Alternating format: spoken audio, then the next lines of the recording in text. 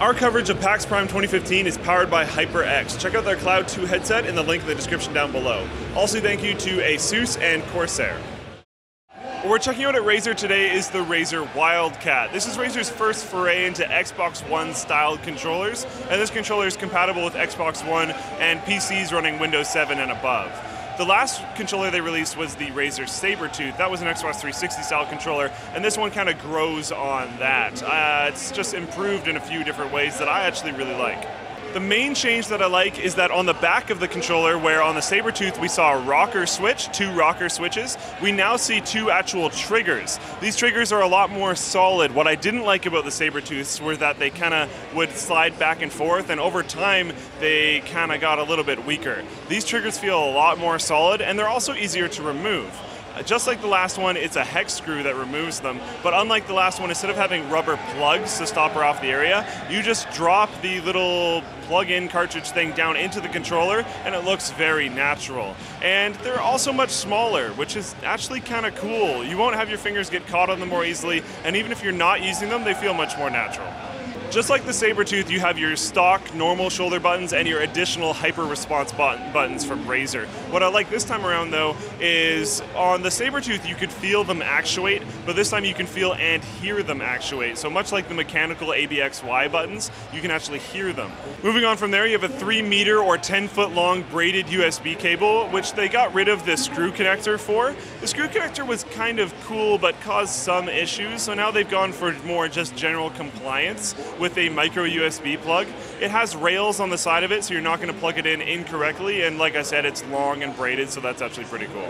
Just like the Saber-Tooth, you have the same analog stick grip caps that we had before, but now there's also palm grips, optional palm grips. We unfortunately don't have them here today, so you might just see a still image of them or something, but it actually looks pretty cool.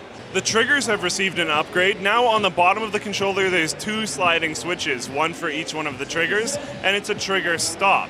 So basically, if you don't have the trigger stop engaged, you can pull all the way down and it's a smooth long distance pull, so you can be more careful about your shooting. Or with the trigger stop engaged, it's a short pull and you can get more rapid fire shooting. Depending on what mood you're kind of in, what kind of game you're playing, that may or may not be good for you. And with a fast toggle like that, it doesn't really matter. Then there's the 4-button control panel on the bottom.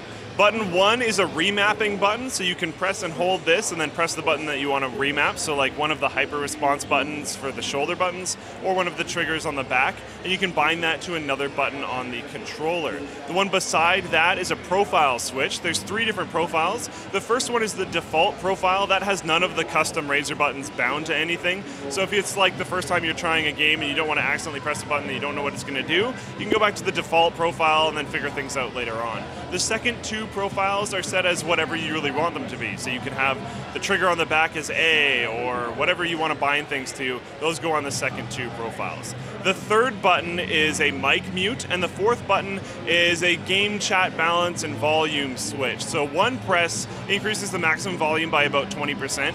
A press and hold and then pressing the left and right buttons on the D-pad moves the chat balance in your headphones or speakers, and then a press and hold and then up and down on the D-pad increases or lowers, respectively, the master volume. Also in that controller box, there's an input headphone jack for your headset, and one interesting thing about this, compared to the Elite controller that I was told, is that the Elite controller is actually kinda heavy.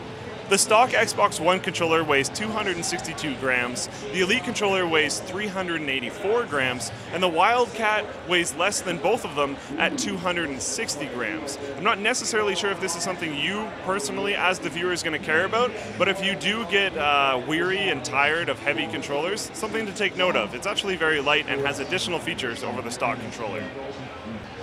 Now, to be fair, I haven't had a ton of time with it, but one thing that I do have to say is I have experience with the Onza and the Saber-Tooth fairly extensively.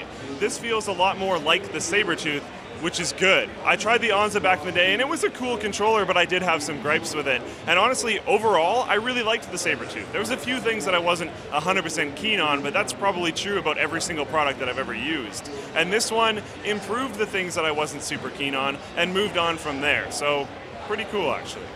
Alright guys, thanks for watching, and thanks for HyperX for sending us here this year. Check out their YouTube channel in the top right-hand corner here in the card section. They make some cool gaming videos, be sure to subscribe there. Also thank you to Asus and Corsair. If you want to see all the products brought to PAX Prime 2015 this year by these companies, check out the link in the video description down below, and I'll see you guys next time.